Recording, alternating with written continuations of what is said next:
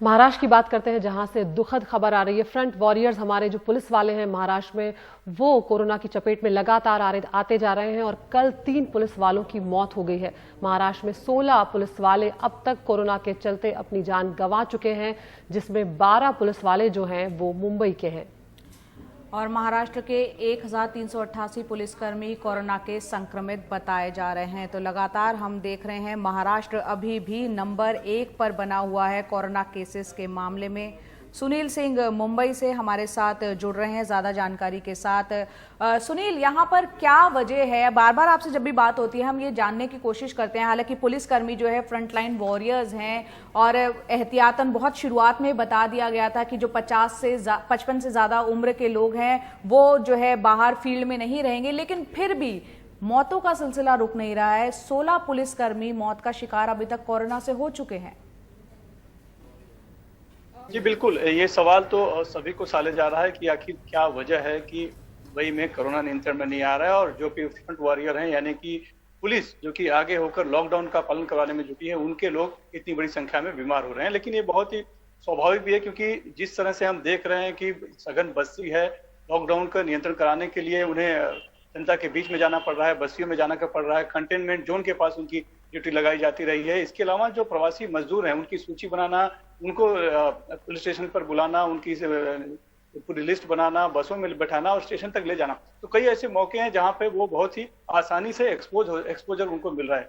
ये जरूर बात है कि जो 55 साल के ऊपर के हैं, उन्हें जो पुलिस सिपाही हैं उन्हें घर पर बिठा दिया गया है, क्योंकि उनकी तबीयत को देखते हुए कि क्योंकि आसानी से जो बुजुर्ग हैं वो संक्रमित हो जाते हैं। लेकिन इसके बावजूद बड़ी संख्या में अभी भी जो ड्यूटी पे हैं उनको भी संक्रमित हो रहे हैं, और साथ ही जो कुछ ऐसे जो मौतें हुई हैं जो कि पहले से बीमार थे या बुजुर्ग थे, घर पर थे, तो भी उन्हें संक्रमण हो गया और उनकी मौत हो गई है। तो लगातार ये संख्या बढ़ रही है, जो बहुत ही चिंता की बात है और बहुत ही मनोबल गिराने वाली है एक तरह से। कल हमने एक जो सुनील, अगर आप ये जो 3 पुलिस वाले जिनकी जान गई उनके बारे में जानकारी दे सके, उनकी उम्र कितनी थी और कब से वो संक्रमित थे, संक्षेप में?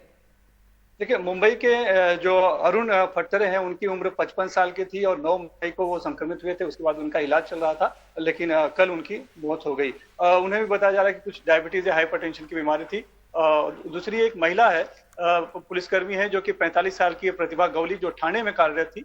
हालांकि वो छुट्टी पर चल रही थी, उनका इलाज चल रहा था, दूसरा कुछ इलाज चल रहा था, उसी दौरान वो संक्रमित हो गई और उनकी भी मौत हो गई। इसके अलावा एक पुणे का पुलिस कांस्टेबल है जिनकी की मौत हुई है कोरोना के जरिए।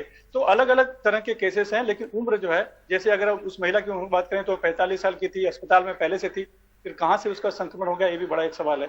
तो बहुत ही मुश्किल हो पा रहा है बता पाना कि आखिर कैसे इतनी सावधानी बरतने के बाद घर पर कुछ 55 साल के ऊपर के पुलिसकर्मियों को बिठाने के बाद भी संक्रमण हो रहा है, और यही स्थिति आम आदमियों में है।